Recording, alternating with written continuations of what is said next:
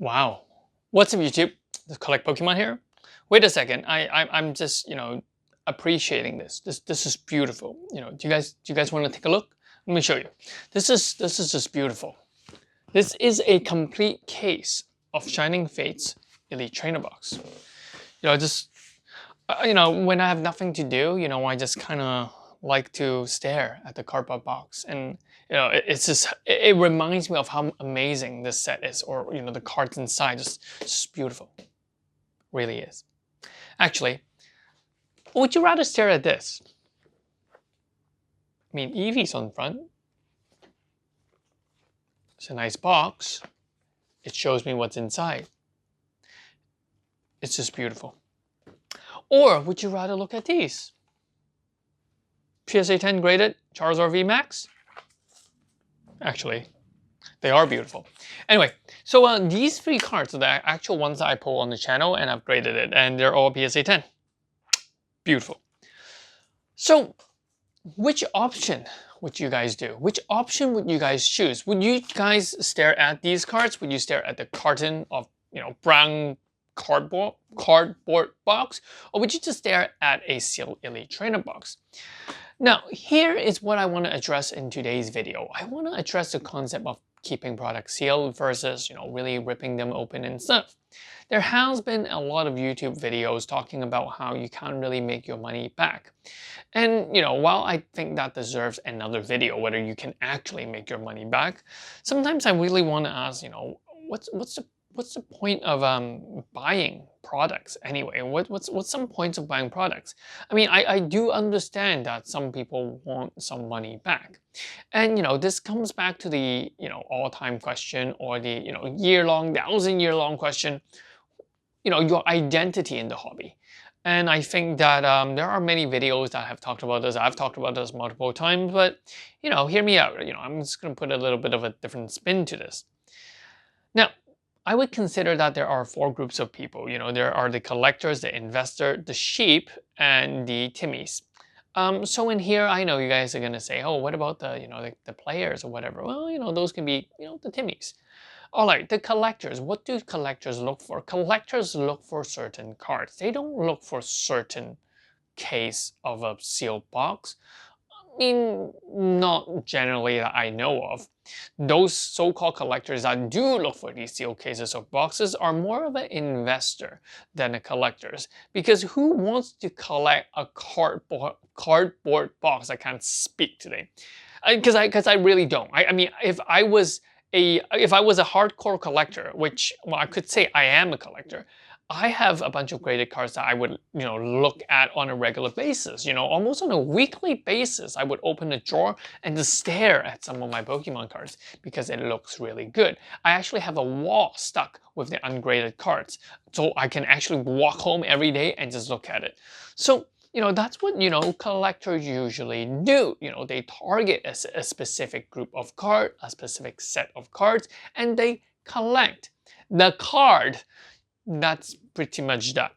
Now, the investor here, see potential, but that potential is obviously it will depend on the potential of gambling.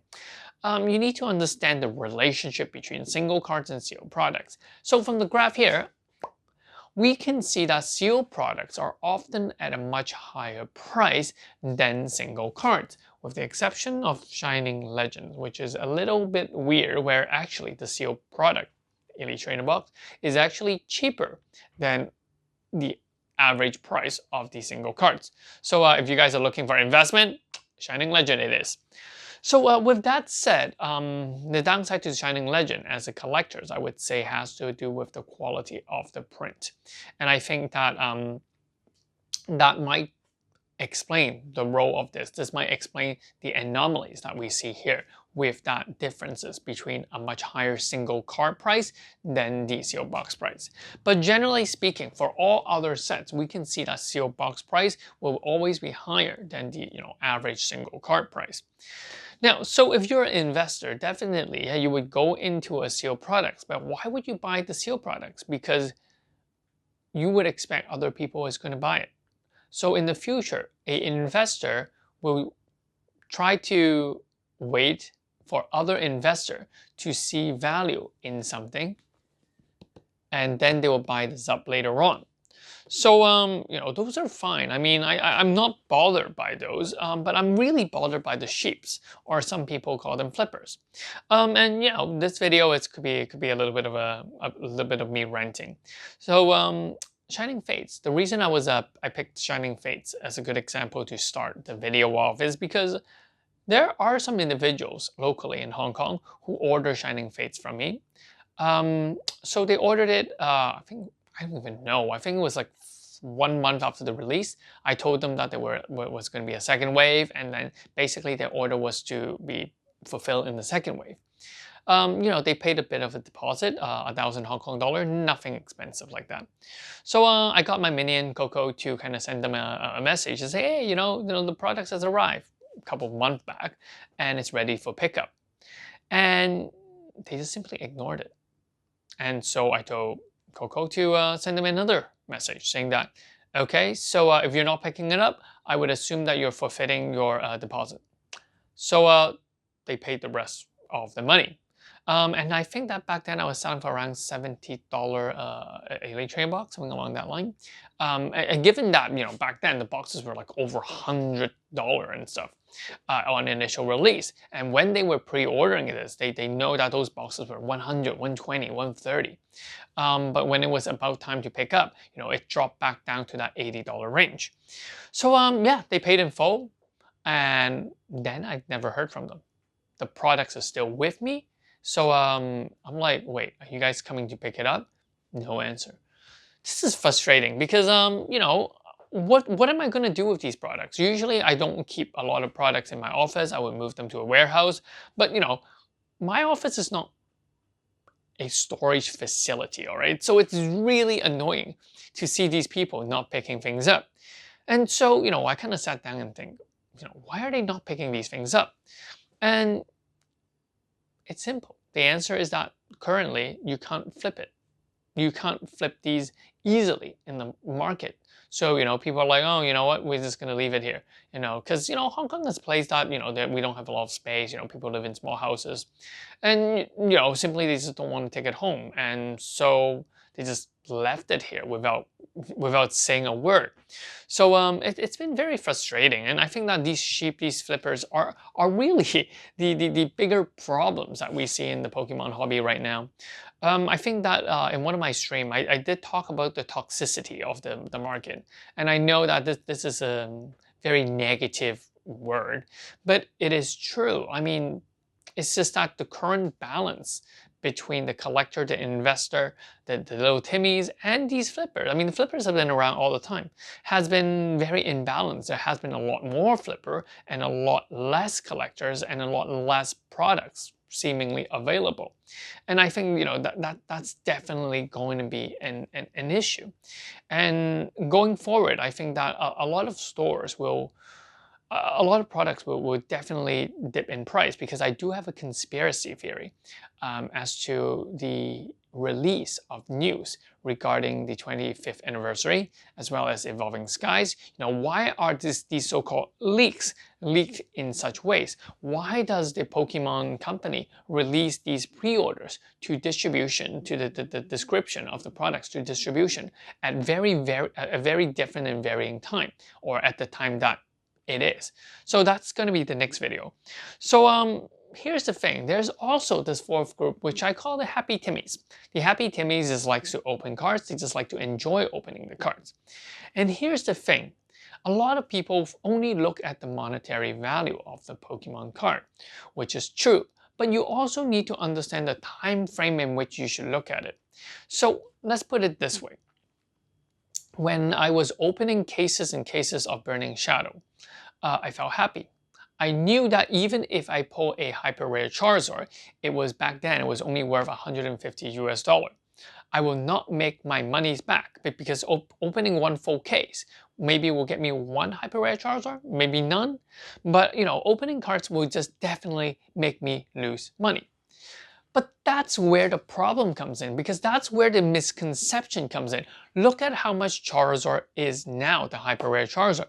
If you bought it in the first batch, chances are they're going to be PSA 10. A PSA 10 is selling for $4,000. And you know, how much was the original booster case I paid for? 600 US dollar for a case? I mean, I made $3,000 just like that. So it's the concept that people are comparing wrong. A lot of people are comparing it, hey, you know, when I open, I will not get my money right back. Yes, you won't get your money right back. What about in 10 years time, 20 years time, 30 years time? You know, that's the concept. And, you know, later on, they're going to complain that, oh my God, the sealed products are so expensive now. I'm laughing at this because I can promise you that this will go back up in price eventually. And then people are gonna say, oh my God, you know, why is it so expensive? It used to be so cheap, and then they're gonna complain. Because currently no one is buying Shining Fates, no one's buying Hidden Fates, because they think that, hey, you know, the single card value, I'm not gonna recoup my money back. That's why they're not buying it. They're not seeing the future. They're not seeing the long run. Well, are the investors seeing the long run? Yeah, the investors are seeing the long run, but in the sense that they're holding on to more of these products, you know, and these are spare cash. But you know, that's why it always draw back to the original idea. Do you have a passion for Pokemon? Do you like looking at this card for 5 or 10 years before you sell it off? Or maybe, you know, I might not even sell this off. So, you know, that's the thing about, you know, collecting. That's the thing about Pokemon. That's the thing about a lot of those so-called, you know, comparing between, you know, whether you can gain your money back from sealed product. It's silly. It's silly for you guys to think that, anyone to think that they should be able to gain back. Because technically, if you go to a movie, if you go for dinner, you know, other than buying the food, you know, why do you even go to dinner? Why are you going to cinemas when you can actually watch some movies at home for a cheaper price? Or why would you, you know, just go out or something and spend money? Well, it's not about that money. It's not about the return. It's about that happiness. It's about being together with friends and families, you know, seeing, laughing. Even if you pull nothing, that disappointment is also an experience. And it is an experience. It is some memories that are created.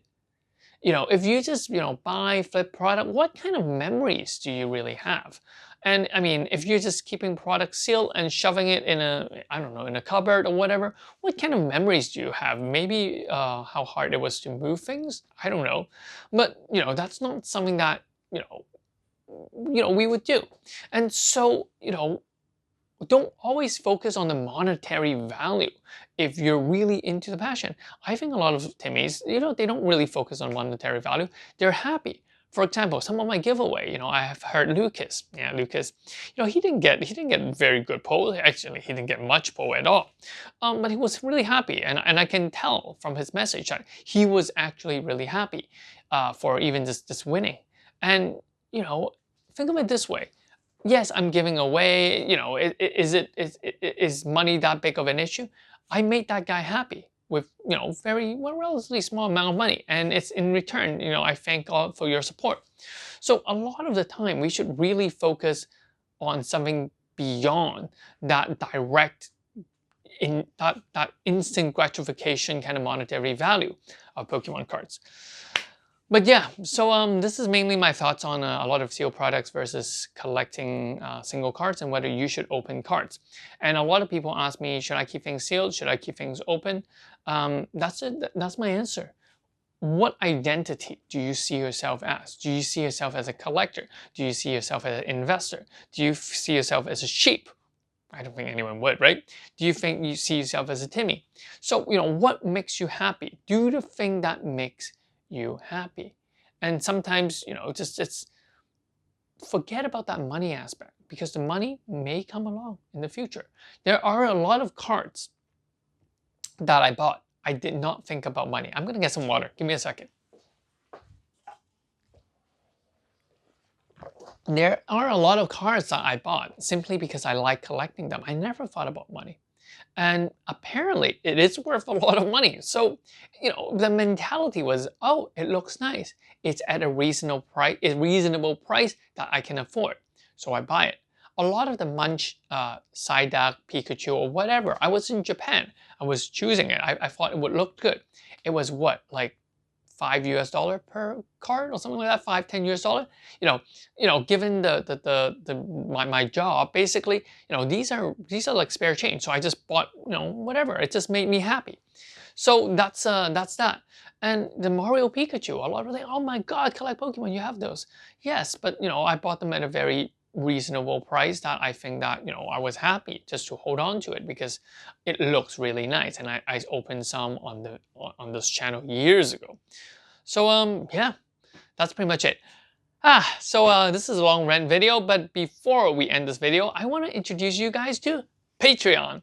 So I'm finally starting a Patreon page. Basically, that there will be 3 different options to this Patreon page. There would be a support collect Pokemon kind of thing, where I would randomly send you guys stuff, maybe most likely, but more of that tier is mainly for support. I will open some other cards that I might not be able to open on YouTube.